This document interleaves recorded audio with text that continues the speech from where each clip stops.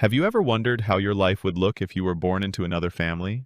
I was sitting in a bland hotel room after a day of back-to-back client meetings when my phone buzzed, and the screen lit up with my mom's name. I almost ignored it because I was exhausted, but something in my gut told me to pick up.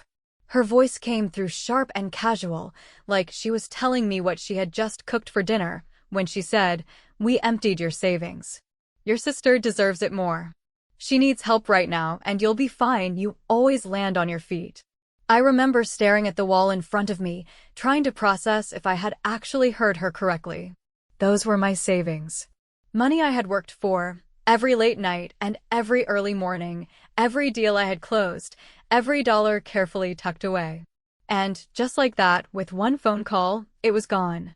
My first reaction wasn't screaming or crying, which is probably what they expected. I just went quiet. The kind of quiet that makes people uncomfortable because they can't tell if you're about to explode or if you've already shut down. I said, "All right." That was it. One word. I could hear her pause, almost surprised that I wasn't fighting back. She filled the silence quickly, saying it was for the best, that family sacrifices were important, that I was strong enough to rebuild. She made it sound like I was some backup plan, the one they could take from whenever my sister needed bailing out. And then she hung up. I sat on the edge of that stiff hotel bed and let it sink in. It wasn't the money itself that broke me in that moment. It was the principle. They didn't ask. They didn't warn me. They didn't even consider that maybe I had plans for that money, maybe I needed it for my own future. It was just a given in their minds that if my sister wanted something, I should be the one to pay the price. And I realized then that this wasn't new. This wasn't some shocking change in behavior. It was the same story I'd been living since I was a kid. Growing up, it was always her first and me second. She wanted piano lessons. They signed her up and told me maybe next year. She wanted a car at 16. They co-signed a loan and handed her the keys while I was told to take the bus. She wanted a dream wedding in her 20s. They drained half of their retirement account to make it happen, while I was still paying off college loans on my own. It wasn't like they hated me. I think they just saw me as the one who would manage, the one who didn't need help, the one they could ignore because I'd survive anyway.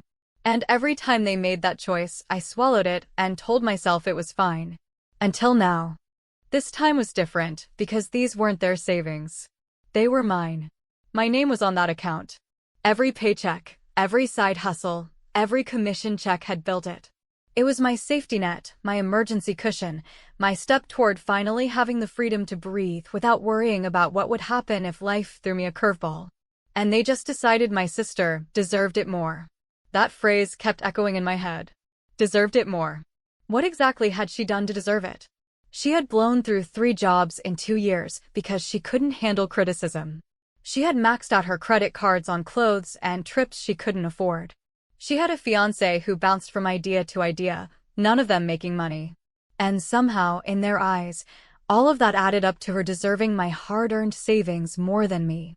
The anger came in waves. First, I felt gutted, like someone had punched me in the stomach. Then, I felt this hollow numbness, like maybe I had been a fool all along to think they'd ever treat me differently. But then something new took hold, something that had never really settled in me before. It wasn't rage. It was focus. A sharp kind of clarity that cut through all the noise. If they thought I was just going to take this quietly forever, they had underestimated me. I didn't call them back. I didn't confront them that night. Instead, I opened my laptop and logged into my business accounts. I stared at the numbers, the balances, the structures I had carefully set up over the years. This wasn't some side gig anymore. It was a real business, with real power and real leverage. And for the first time, I thought about what that meant.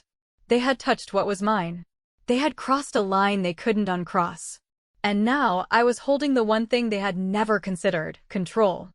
The truth is, I could have called the bank. I could have screamed, threatened legal action, begged for my money back. But that would have made me look desperate. Instead, I leaned back, took a deep breath, and started planning. They thought I would cry. They thought I would crumble. They thought I would take my place as the backup yet again. But sitting in that hotel room, staring at the glow of my computer screen, I realized they had just handed me the perfect excuse to finally turn the tables. They thought they won. They thought they had drained me dry. But the next time my mom logged into the business accounts she assumed she had influence over, she wouldn't just see numbers.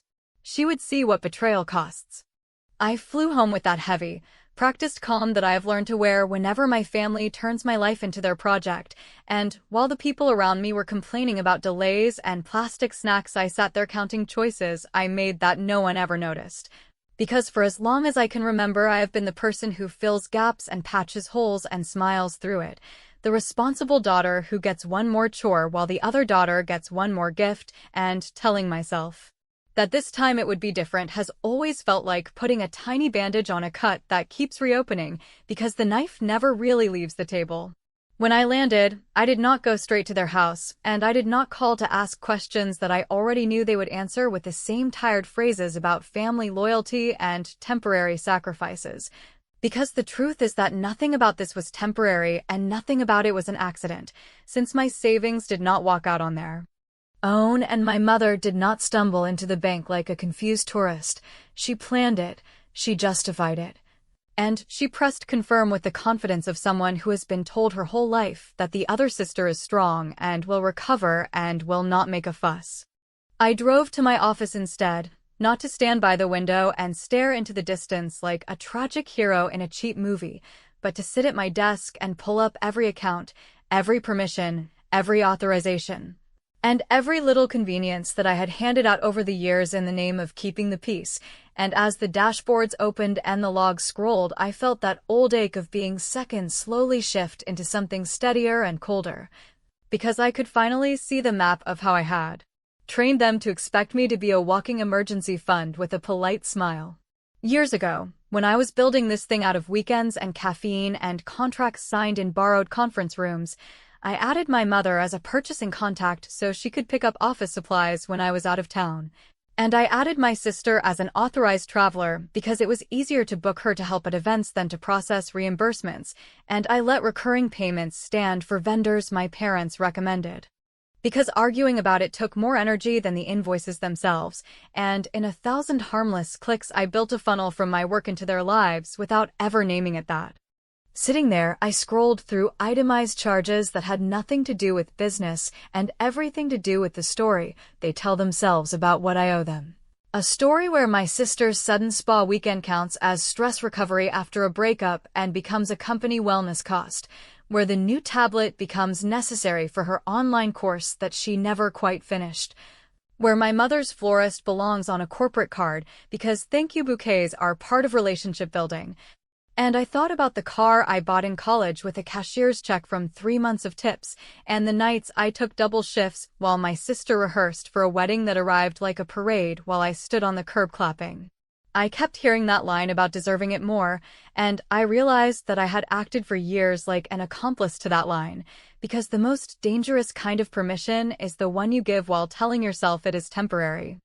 I did not slam doors or fire off dramatic emails that would float around the family chat like trophies, because I have learned that the only thing they understand more than a raised voice is a missing privilege, so I started with the quietest cut that would still draw blood.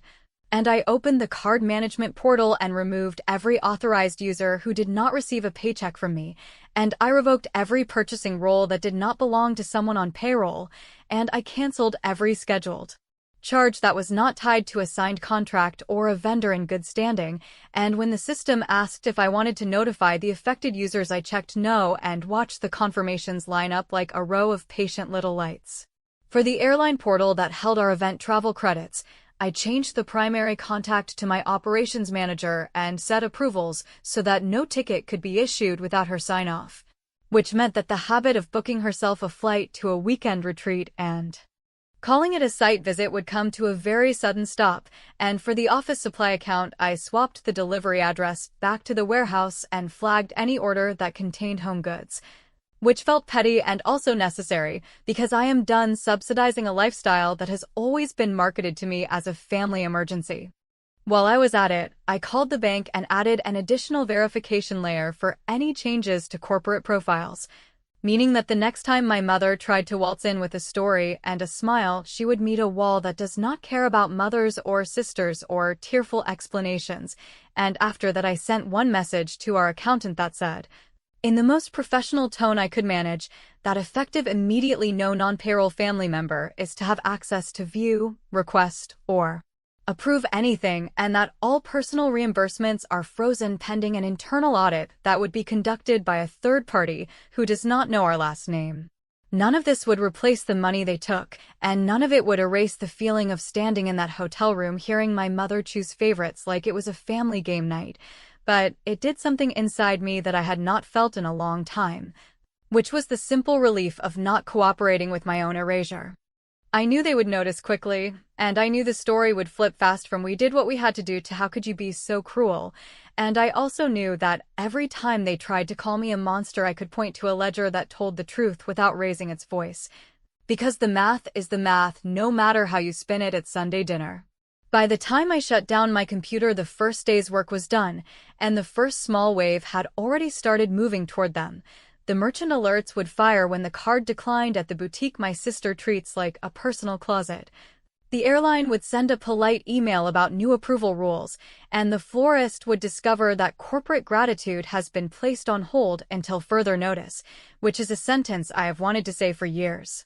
I locked up the office, I drove home without checking my phone, and I told myself that this was not vengeance for the sake of pain, but a boundary drawn with a pen that finally had ink, and as I turned the key in my front door, I realized that I had not even touched the one lever that would make everything shake, because I had saved that for later when they would be sure I had finished and would stop watching, and that was the moment I smiled without feeling guilty.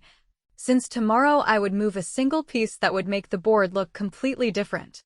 The first thing I did was nothing that would satisfy anyone who wanted drama, because I answered my mother's chirpy follow-up text with a line so calm it might have put a therapist to sleep, telling her that I loved her and that I trusted her judgment and that I needed a day to breathe, which was true in a way, since I needed a day to move in quiet.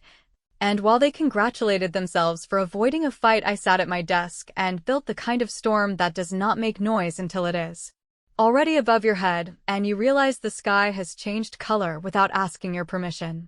I called my accountant, whose name is Tom and who has watched me bootstrap this business from a rented corner desk to a company that pays salaries and taxes and carries weight, and I said I needed a structural cleanup under the banner of good governance, a phrase that always makes gatekeepers relax, and I asked him to bring in our attorney, Marla, not because I wanted to sue anyone, but because I wanted every move documented and defensible, which meant that what I was about to do would not be a tantrum, it would be policy.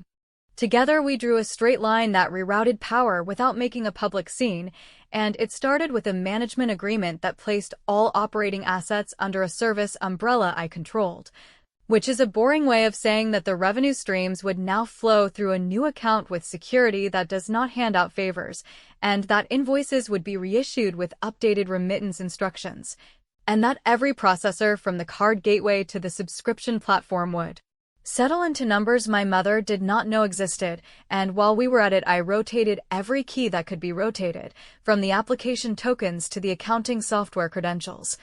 And I locked sign-in approvals behind physical keys that live on my keychain, which meant that even if someone guessed a password, they would meet a door that needs a device in my hand. I asked Tom to set a nightly sweep that would leave the legacy operating accounts at a floor near zero, which is not aggression so much as hygiene, and we scheduled that sweep to run well before sunrise so that anyone checking balances with their morning coffee would think the well had dried up, when in truth the water had been redirected to a safer pipe. I drafted a message to our team that sounded like a normal update, because normal is the shield that protects real change, telling them that starting immediately payroll would run through the new bank due to a compliance refresh, and that they would see a slightly different descriptor on their deposits, which would not affect timing or amount. And I attached retention letters for my top people with a modest bonus paid that same day from the protected account, because loyalty grows when people feel that someone sees them, and I wanted them to see me, not my family's noise. For vendors, I issued clean addenda that simply replaced payment coordinates and clarified that no non-employee has authority to request credits, refunds, or comped services. And I asked Marla to send a courteous but icy notice to the bank revoking any informal authorizations or verbal instructions previously granted to family members, which forced everything onto paper where sentiment cannot dress itself up as policy.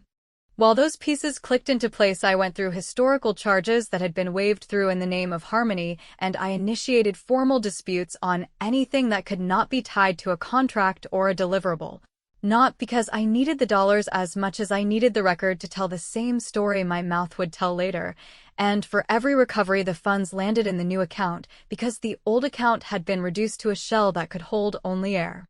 I created a read-only profile for my mother on the accounting system with a cheerful label that said Family View, which showed exactly what she should see and nothing she should touch.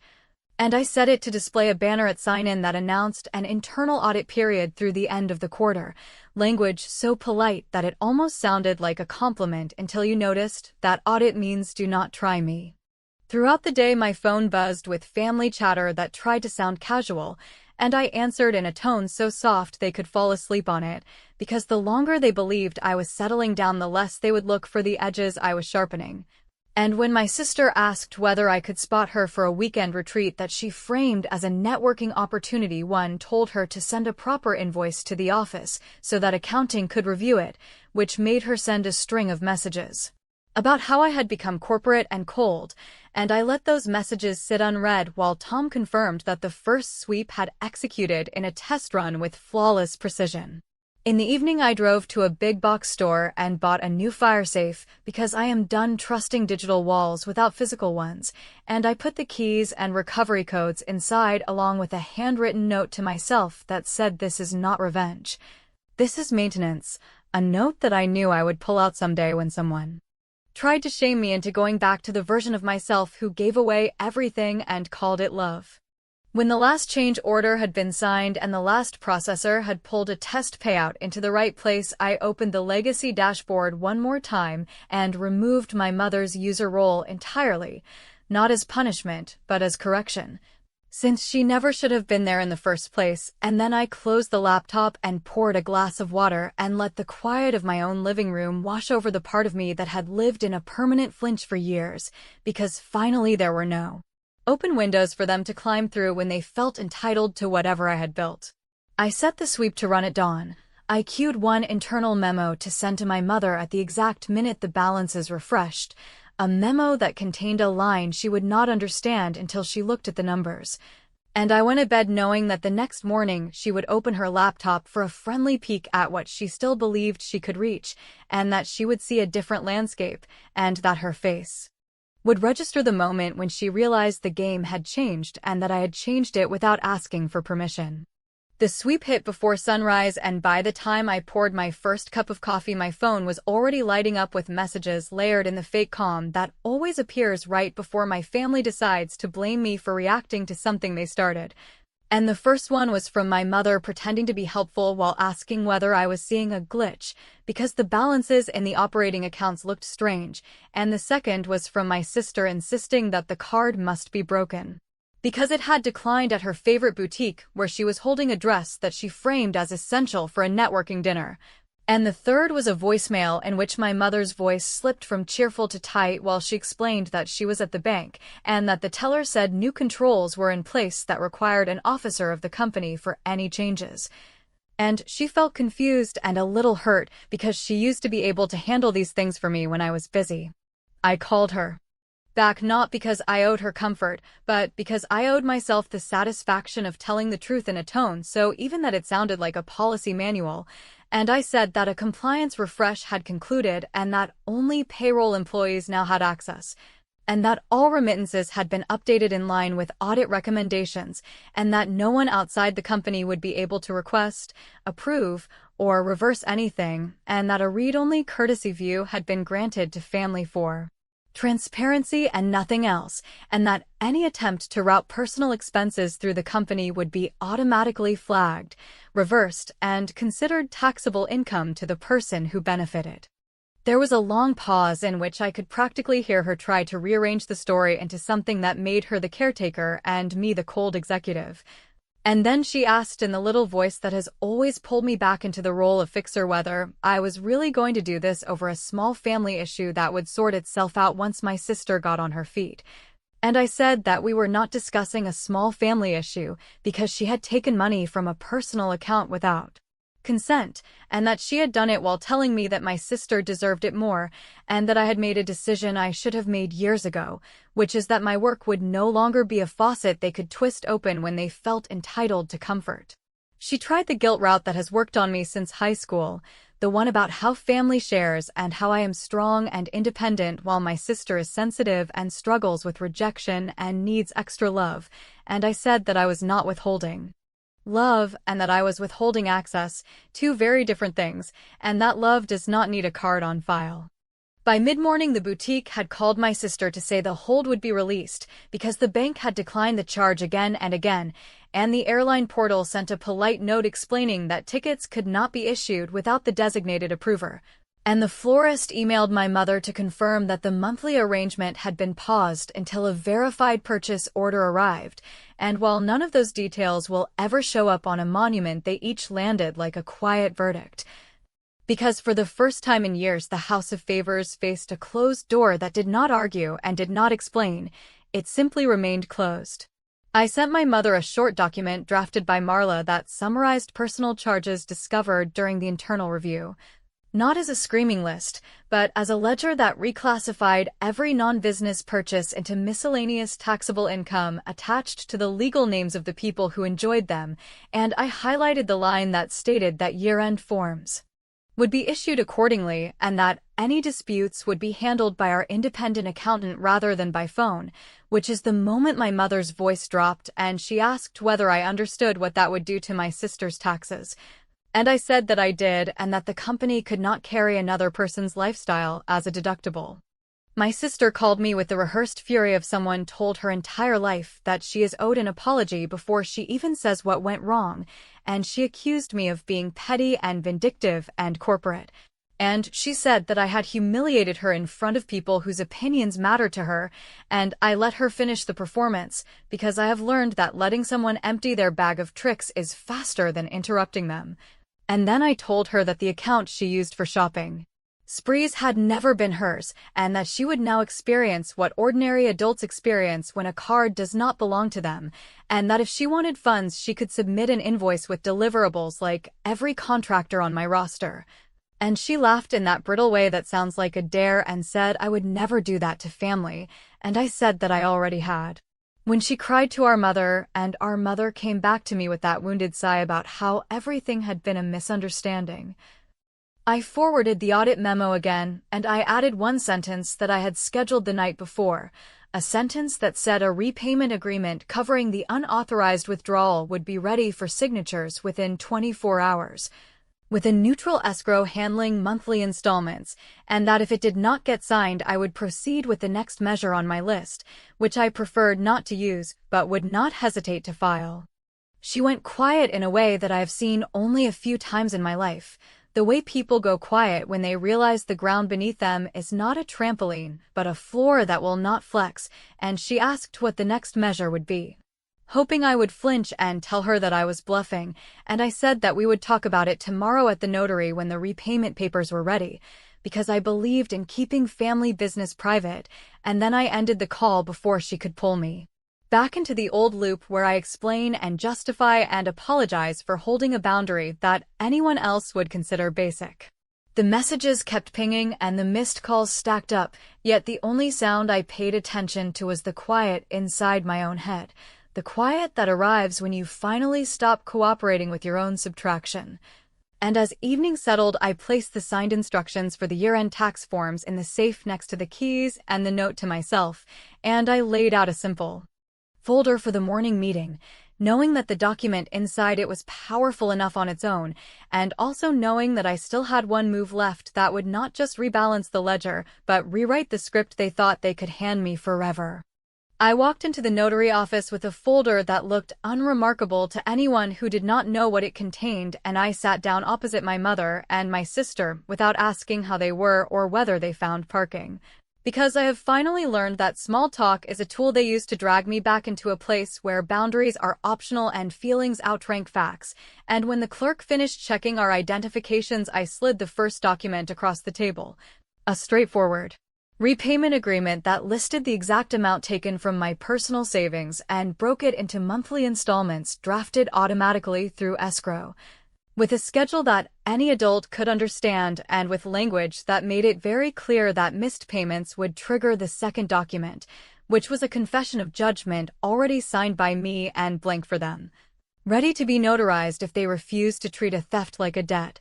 And I watched my mother's face perform the little dance it always does when she wants to be the victim and the hero at the same time, before she whispered that this felt extreme and that family should fix things in private. And I said that we were fixing it in private right now because this room was silent and our signatures were the only audience that mattered. She leaned back and tried the tone that used to make me cave, the one that mixes worry with disappointment, and she asked whether I was seriously willing to put legal pressure on my own mother for a temporary borrowing that had already gone to help my sister, who was struggling, and whether I could not simply be generous just this once given how well I am doing. And I told her in one long breath that generosity is a choice a person makes with their own resources rather than a decision other people make for them while calling it love, and that this debt existed because she took my money without asking and then told me with a straight face that my sister deserved it more, which meant the only path back to any relationship that did not rot from the inside was one that started with acknowledgement, documentation, and repayment. And I added that if they signed today, I would waive interest and I would ask our accountant to code the previous personal charges in a way that would not set their taxes on fire, but that if they refused, I would file the prepared packet behind the third tab, which included a bank affidavit, a police report template, and the tax reclassification schedule with supporting statements that would move the entire conversation out of rooms where guilt has leverage and into systems that do not care about family stories. My sister jumped in with a shaky attack about how I was ruining our family's reputation and how people would judge us if anything went public, and how I clearly cared more about money than about blood. And I let her run that script to its end, because these are lines she learned on the same nights I learned to swallow. And when she finally stopped, I told her that reputation is not my job to carry for people who spend it like play money, and that blood is not a hall pass for bad behavior, and that I had spent years paying for harmony while calling it maturity, and I was done. And then I slid a smaller page to her specifically, a simple notice that revoked every authorization she had ever enjoyed under my company, and another that explained, in words so plain a teenager could grasp them, that any future benefits would require a contract with deliverables like every adult who works for me. And she laughed with a brittle little sound and said I would never go through with this, and I told her that she already had proof that I would. The notary cleared her throat in that polite way that means time is passing and fees are ticking, and my mother picked up the pen and started to bargain about the number of months and the draft date and the possibility of a grace period for holidays. And I said we could move the draft date by a few days to ease the first month, and that was all. And she looked at my face for the old softness that would eventually spread like warm water through a crack, and I kept the same calm expression I use when a vendor tries to pad an invoice. And then she signed, and my sister signed after an angry pause that might have frightened me once, but now felt like weather outside a building with good insulation. And the notary stamped the pages and handed me copies for the file. And while they were packing up their purses and rehearsing a new narrative in which I had forced their hand, I pulled out the last sheet. I told them that they deserved to know what I had done with the business accounts so that they could stop guessing and stop panicking, and I explained, without flourish and without apology, that I had placed all operating assets under a management structure that could not be reached by promises or moods, that I had rerouted revenue through secure channels they did not know and would not learn, that I had created a nightly sweep that keeps legacy accounts near zero so there is nothing left to raid, and that I had already issued year-end forms for every personal charge that had passed through my books, which meant the story of favors had become a line-item history with names and totals and dates. And when my mother finally asked in a flat voice whether I was really going to let all of this stand, I said the 5 words I had rehearsed for an entire year without knowing it, which were simple and final and left nowhere to argue. Because I looked at her and said that she chose her and I chose me. They left with their copies and with a roadmap that did not bend, and I sat alone with the folder and the relief that arrives when you stop trying to make people comfortable while they empty your pockets. And I thought about the first call in that hotel room and about the girl who used to think being strong meant being available for harvest, and I realized that none of this had made me hard. It had made me clear, which is a different thing. And that maybe the point was never to fix them but to fix my own part in the cycle that kept me small. And as I walked out into the afternoon, I texted Tom to start the automatic drafts, and I texted Marla to archive the police report pending compliance. And I texted my team a thank you for writing the transition without drama, and then I turned my phone face down and let the quiet feel like safety instead of punishment.